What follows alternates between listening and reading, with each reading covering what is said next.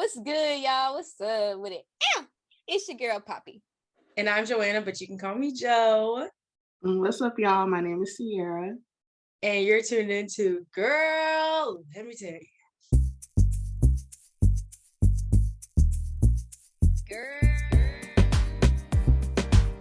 Let me tell you. Let me tell you.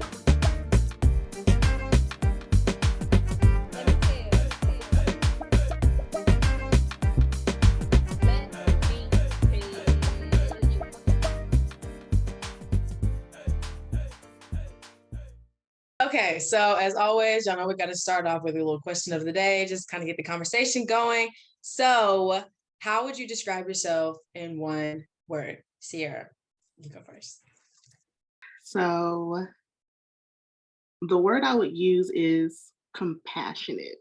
We're gonna go with compassionate. Just because that's just like naturally who I am.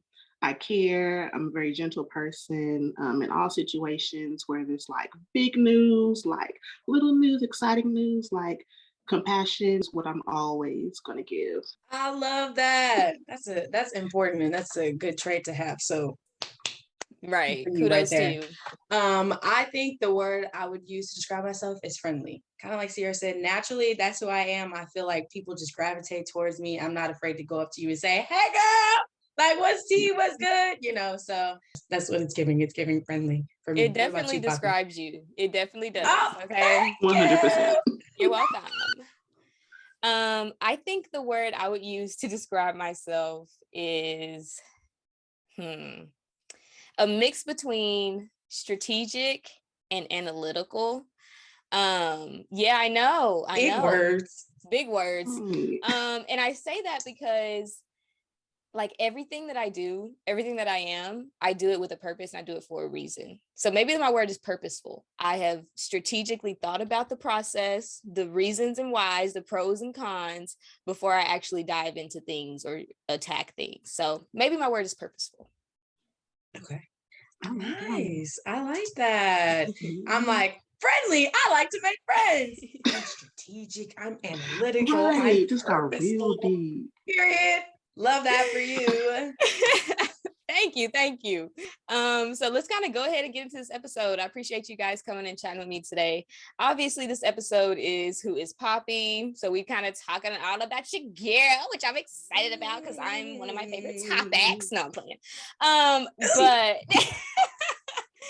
so this episode is about me because my overall goal for season 1, honestly, is just for the listeners and watchers to get to know who we are individually, as well as who we are for this podcast. So all of us are going to have an episode about who we are, why we are, later on throughout season 1. So I just want you guys to know that it's not just going to be the Poppy show. This is the everybody show. And I hope that you guys can see that and understand that throughout the course of season 1. But today we're talking about me. So Joanna, Sierra, I have a beautiful question for you all. When you first met me, you might have to think back a little bit because I done known both of y'all for a while. But when you first met me, what was your initial impression? Ciao, I'll go first. Okay, I don't think we ever like actually formally met. Like, hey girl, I'm Joanna, whatever. But I knew Poppy through my older sister because we all went to high school together. But I was a freshman and they were like juniors and seniors. But my first impression, I always thought Poppy was just so cool because she was like a cheerleader. She was like in band. She did sports. And I was like, oh my gosh, like she's just so fun. So really that was my first impression of you. But I remember being like scared to talk to you because you were older. And I was like, I'm a freshman in high school. These older people don't want to talk to me. So yeah, and fast forward and here we are. Sierra, what about you? So my first impression of Poppy was we were at OSU and she was hosting. So I never even met her, didn't know who she was, but you were hosting an event. And so I was like, oh, well, she's commanding the stage. Like her personality is up there. Mm-hmm. Like you were just doing what you was doing. I was like, wow, she could probably debate you to death too. Like, I mean, you was just going. And so I was like, wow, she's very charismatic and everything like that. She has a voice, she ain't afraid of nothing. But it was actually funny because I was like, if we ever like become friends, like that would be so odd. Like we're so different because like I like Joanna, which is a shock to me, but I was like so shy and everything like that, and you were just like, all right, y'all, so we about to. And I was like, like in front of a whole campus, do your thing. Yeah. That is crazy. I get that though, because literally it's not like your personality is just so out there, but it's like it can be whoa for people who are like a little more like naturally shy and reserved. But then when you start talking to you, it's like, oh, well, I could have came up to her and be like, hey girl, what's up? Like I was scared for no reason. You know what I'm saying? It's gonna be friendly, it's gonna be purposeful and strategic and analytic. You know what I'm saying? So I could have just been up in there. So yeah. That is wild. Y'all are really blowing my mind with these first impressions. Okay, so I also didn't realize, Sierra, that the first time you met or like saw me, I was hosting an event. So now I want to dig a little bit deeper, Sierra. When you first like met me face to face, what was that impression? Was it different than what you got when I was on stage? For sure. It was like you're cool. Like it was like a we here type of thing. Like it was so like not on stage, not hosting an event, not in front of like a whole bunch of people. Like it was just like she's normal. Like she's a person. Like it was She's a person. It was completely it was very calm actually. It was very calm. And I was like, is that her? That's the same girl from the stage? Like, but it was like you were still you, like you still have that personality. Yeah. But it was just like we're on like a personal level type thing. Yeah, I agree. When she said you're still you, I feel like you're always the same person. Like you kind of give off, like when people just see you, how they meet you, like what you see is what you get. Like it's not, I'm different in this place or in this space. It's like always the same. So across the board, you're just naturally who you are all the time. Y'all is giving me stuff to think on, because when I meet people, I always try to make sure that I am myself while also giving them that like space to be like who they are. You know what I mean? Because I don't want to meet people and have a facade. And no matter where I am, whether that's on stage, on a video, in person, like I try to make sure that I am me in all like facets, but also knowing that I do, depending on what I'm doing, have to be a different energy level, I guess. You know what I mean? So it's really interesting to me that y'all have these first impressions. Oh my gosh, that's wild. So I'll talk a little bit about my first impressions on you guys too. So for Joanna, kind of same. Literally, like I was like, oh, she's a freshman, like, but she's so cute and she's so cool. But like the way that you said you were really shy, this might come off wrong, but I don't want it to. I saw that you could be more than the shy freshman that you were. Does that make sense? Yeah. And so basically that's really what it was. I was like, I feel like I see a lot in this person and I want to nurture this relationship. I want her to feel like a little sister to me. And I want to be that kind of role model for you. And so that's kind of where that relationship took off. And look at us now. I love that. And you have been totally. I appreciate that. That warms my heart. So sweet. Oh, I'm glad. Okay. And so for Sierra, I was just super nervous to meet you, bro. Like, because I think the first time I actually sat down and met you was when I like wanted to be a Zeta and Sierra was a Zeta. And so I was just like heartbeat, heart pounding. What do I say to her? How do I make a good first impression? I was nervous. But once we actually got to know each other, and still to this day, like you were very soft spoken, you were very just like in control of yourself and command of yourself. And I was like, wow, like she's just so like cool. Like I want to talk to her, to be like her.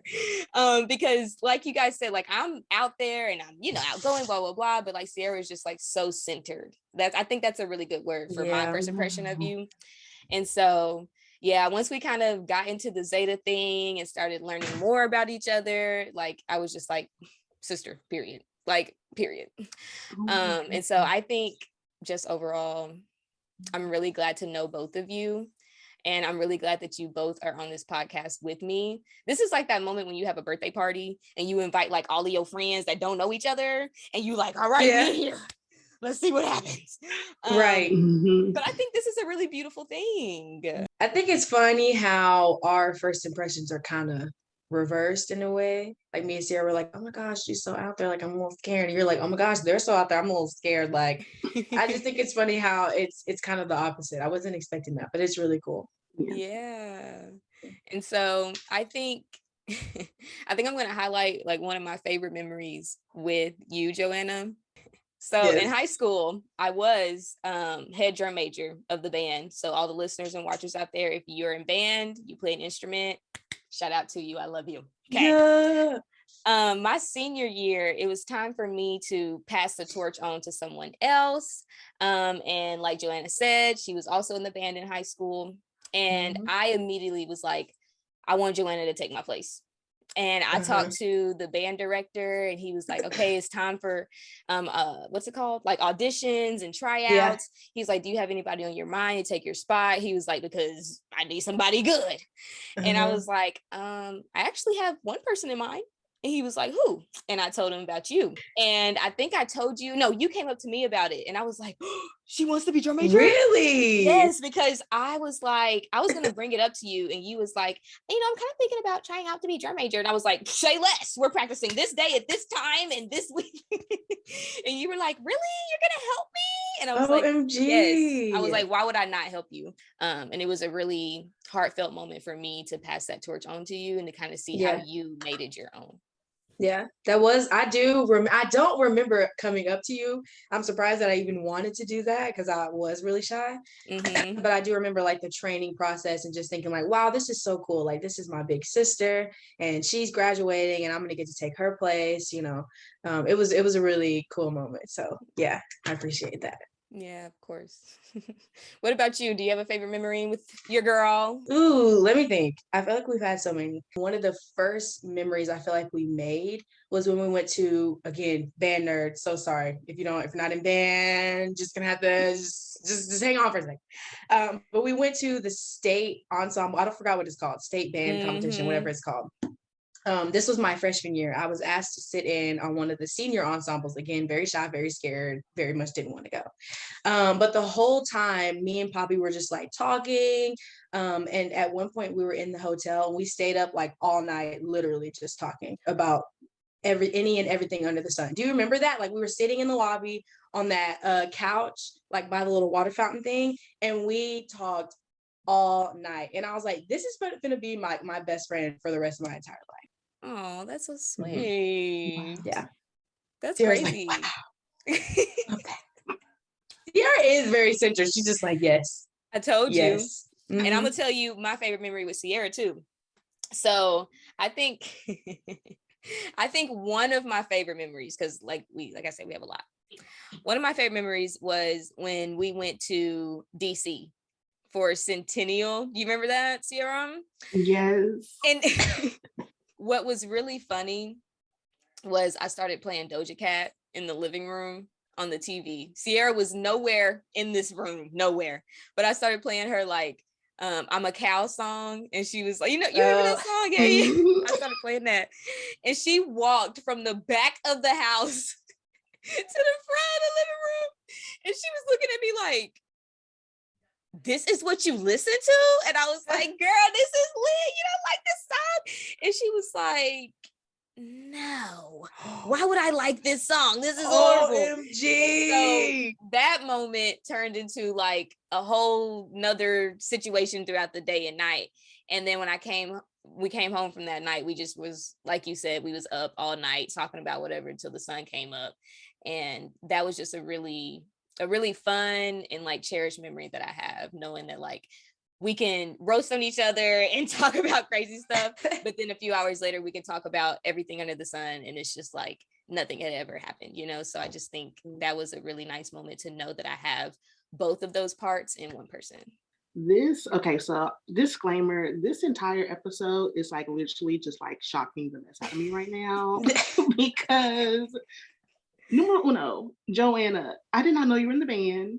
And that you played. Girl, I played the trumpet. I was first chair all throughout junior high. I was up there with the big dogs in high school too. My little, you know what I'm saying? And it's more wild because like I played trumpet from like 6th grade to sophomore year. What? And then yes, and we had like an overflow of trumpets, not enough French horns. So It's like they always like an picked overflow. so many. So they like plucked some of us trumpets to play French horns. And that's when I transitioned. Then I had a knee injury and I was in the pit. So I was on the keys and everything because I couldn't march no She does more. it all. And so Love the fact that. that like, all of y'all were Multifaceted, band okay? people, I love that for you. I didn't know we're all band nerds. I mean, I'm probably less of a nerd, but I was just in it. She tried it. You just as much a nerd. She tried girl. it. Okay. Yes. But that like blows my mind. And then what also blows my mind is like, Joanna, your story about Poppy, and then how Poppy said that same story, because like how you all had like that personable conversation on the couch. That's what I remember also from Washington, D.C. was, and it was, yeah, because we were like, because it was 4 of us on the trip, and it was like, it was weird because it was like the other 2 like went to bed, but it was like Poppy and I just like stayed there. And I remember I was on the couch. Yeah. Yes, I was on the couch and Poppy was on like the stools or whatever in the kitchen. And we were just talking, and like the time was going into like the AM, like 2 a.m. type of thing. And we were just talking. I just remember I'm like, this is my sister. Like I just felt the relationship just like change. I was like, this, like, whoa, God, this is a sister. Like, it was just different, you know, and it was like our first time going on the trip. You know, you always find out like, is this a real friendship if you can like go through a trip together? Yes, girl. And so I was like, okay, like when Zeta's sisters, like cool, it should be a breeze, but you know, like find out the nitty gritty. And it was, so I was always nervous. And like once we had that conversation, it was like, that's gone because this is a new relationship and like we're sisters.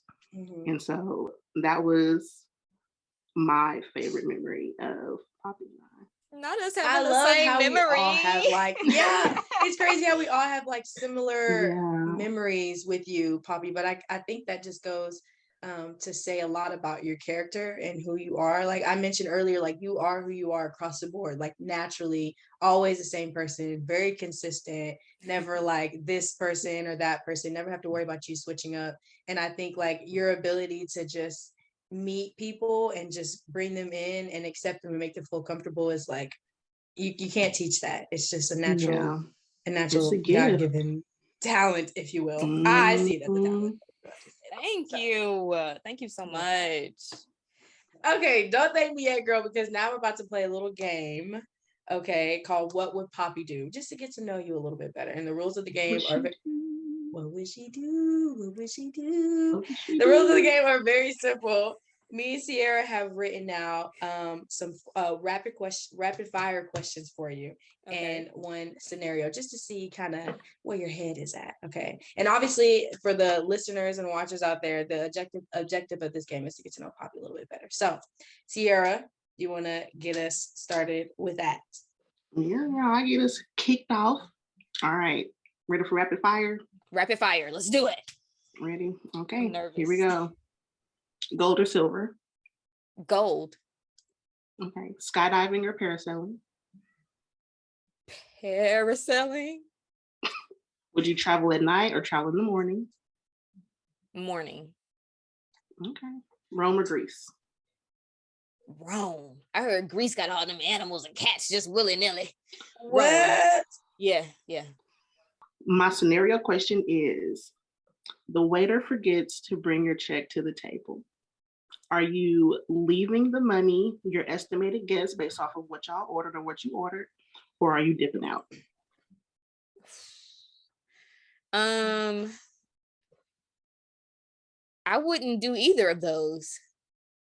I would flag down my waiter and say, bring me my check, please. So you can get paid. That wasn't one of the options. Well, then was it? Right. That's the rule. Okay, another rule of the game. Y'all said what would Poppy do? I gave you what I would do. You gotta answer what's in the question. I guess I would. Out, or you gonna leave the money? I guess I would leave the money. Okay, leaving the money for 200, Alex. Okay. Okay. So, my turn. Fly or drive? Fly. Red or white wine? White. Oh, Beyonce or Rihanna? You cannot make me choose. 3, 2, 1. Rihanna. No, you didn't.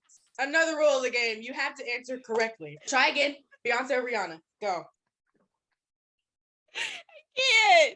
Go. I'm gonna choose Rihanna. OMG, I'm actually shocked. Okay. Whew, I wasn't expecting that. Let me get my thoughts together. Black or white? Black. Okay. In my scenario, I need to gather my thoughts because I truly was not expecting. I mean, we love Riri, we love her, I love you, girl. Hey, but I just figured you would go the other direction. Okay, but Rihanna is okay. So great. I think I chose her because I've been to her concert. I haven't been to a Beyonce concert.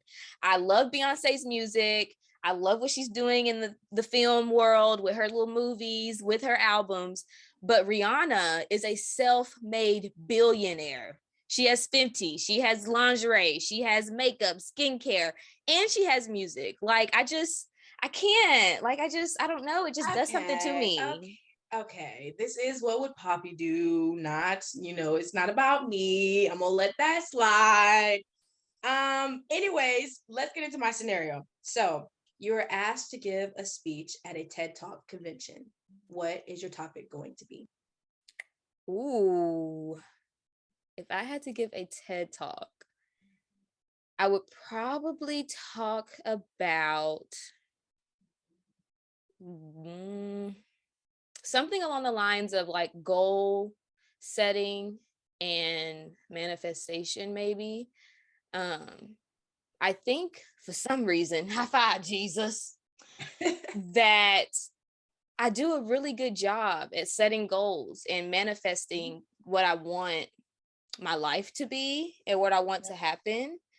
Like, I think it's really interesting because my latest experience with this was right after I graduated from undergrad. I was 9 months pregnant, no job, living with my parents, nothing going on for my life besides about to give birth. And my dad sat me down and he was like, figure out what you're doing with your life. He's like, you can't just be out here in the world not without a plan, with something going on. And I said, okay, you know what? I'm gonna sit down, I'm gonna pray about it, I'm gonna figure it out. And I said, Lord, this is what I want to do. I want to have this baby. I want to get a job working in admissions. And I want to get my MBA. And the way that this had worked out, let me tell you, I graduated December, right? Applied for jobs in admissions end of December. First interview, the first week of January. I had Jeremiah the second week of January.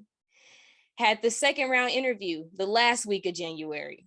Had the third round interview the first week of February. End of February, I got offered the job in admissions. Started the job in March. Went house hunting in April. Signed the lease at the end of April. Moved into this brand new, newly built home in May. Started working at this job, worked from home, stayed home with my baby, all that kind of stuff. And within the next year, I had applied and got accepted to an MBA program.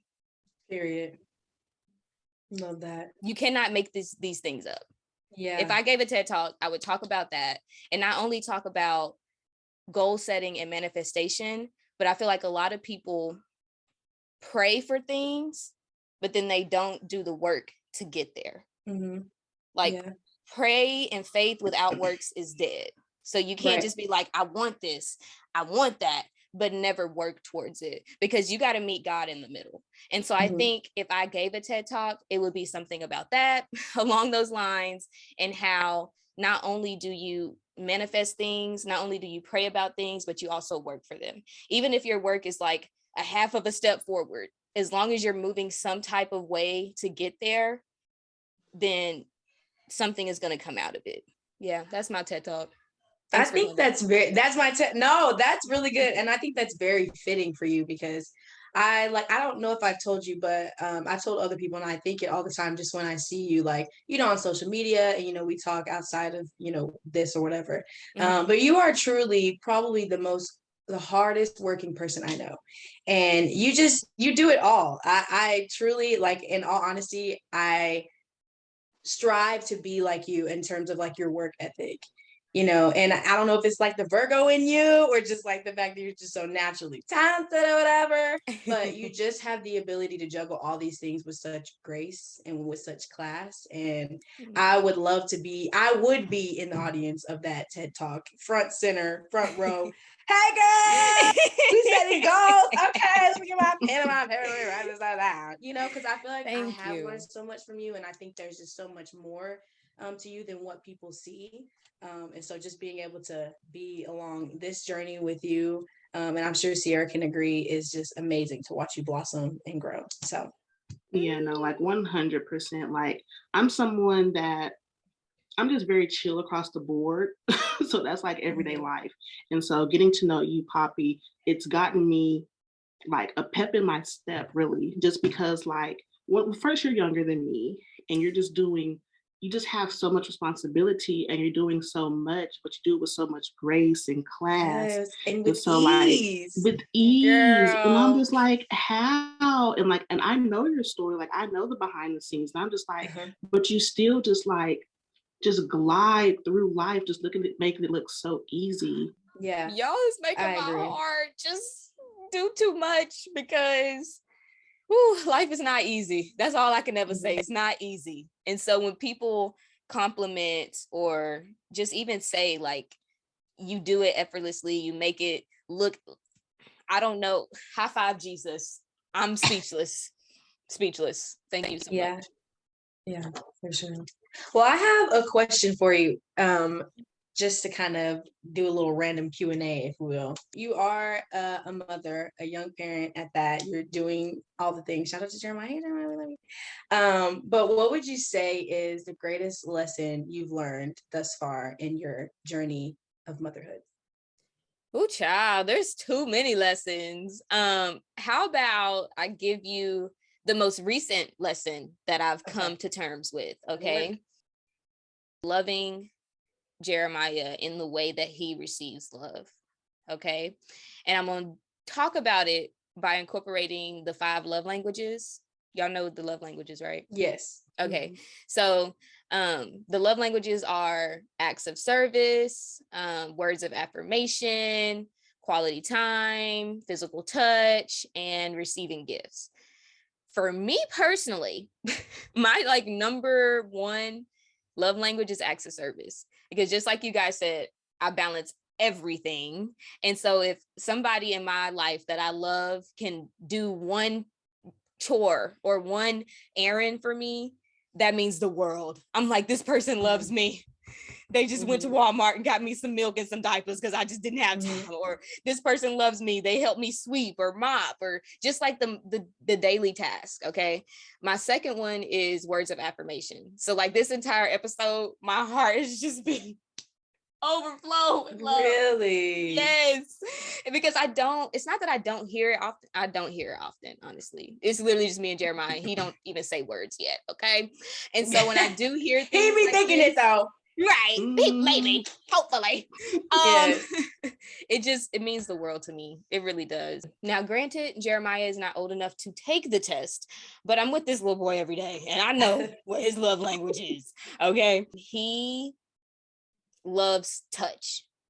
Like, and when I was pregnant, y'all, I will go to my grave. Okay. When I was pregnant with this little boy, I was the most physical touch person in the world. And I do not like to be touched. I don't like to touch. I don't like none of that. I would just be randomly holding hands with my mama, hugging on my daddy, laying on him on the couch. If I saw Jen, I'd be like, hey, Jen, will you hold my hand? Like my whole family was sick and tired of me because I don't think any of us are really big touch people.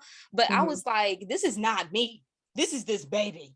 And after I had him, he still to this day is so big on touch. Like he just wants to be all up under me, hugging on my leg, holding my hand, kissing on my arm. He's just a kisser. I'm like, oh my gosh, get off of me, because that's just not my thing. And my lesson made a full circle one day when he was just like using me as his human jungle gym.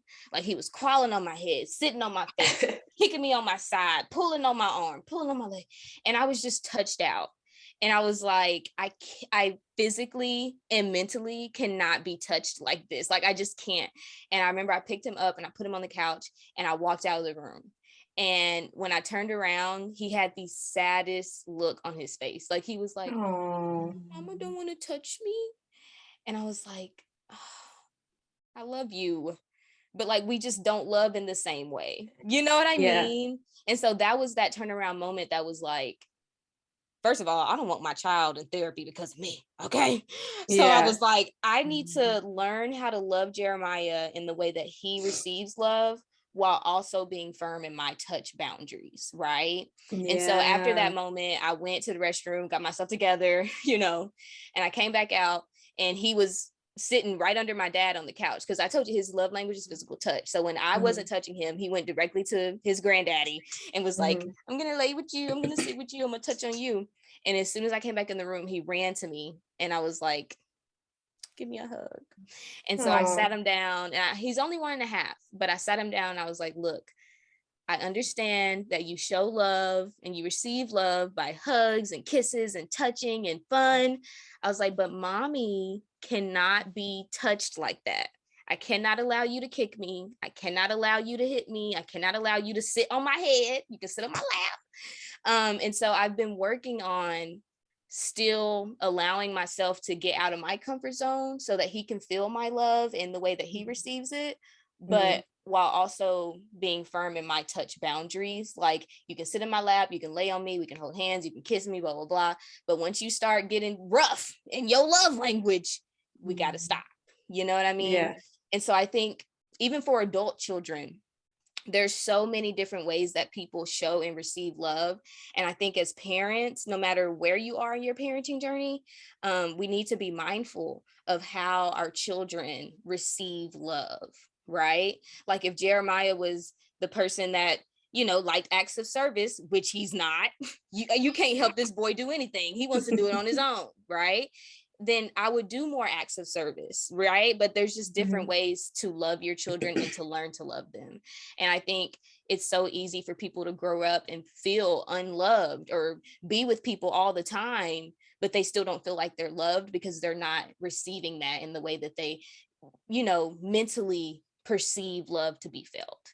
And so I think a lot more children, a lot of our youth would probably feel more loved if they were being loved in the way that they receive it or perceive it. And so that is the biggest lesson and the most recent one that I've learned with a toddler at home. What do you guys think? That's such a great lesson. And this is why I love languages.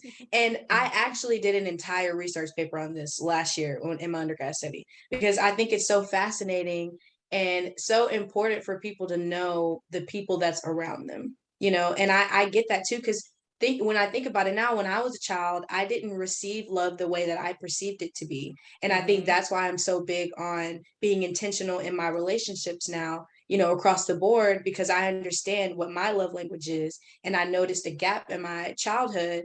And now I want to give that back to other people. And I think when Jeremiah's older, he'll appreciate that. Like you said, he's only 1.5 years, but he's so young and kids are so impressionable.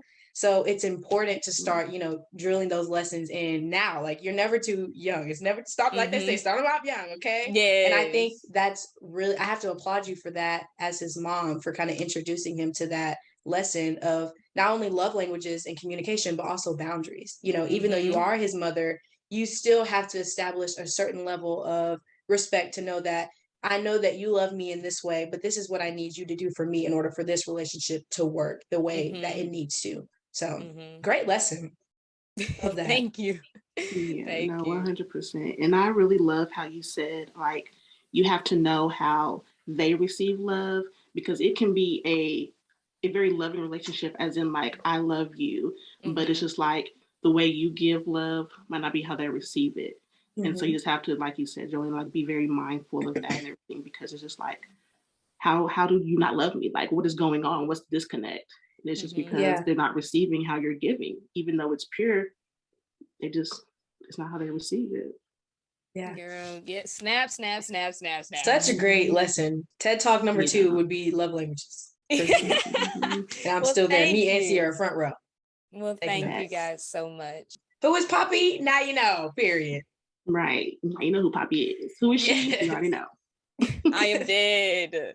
All right, y'all. Well, that's all I have for this episode.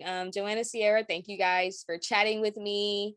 To all the listeners and watchers out there, thank you, thank you, thank you. We appreciate you so much more than you know. And yes, you all, you know, the conversation does not stop here. And we had an amazing time today, and I hope you did as well. So, but in the meantime, follow us on our Instagram page. And of course, you already know that you can tune in on Spotify, Apple Podcasts, and make sure you subscribe to our YouTube channel at Girl, Let Me Tell You Podcast. Thank y'all so much for tuning in. It was so much fun. We will see y'all next time on Girl, let me tell you.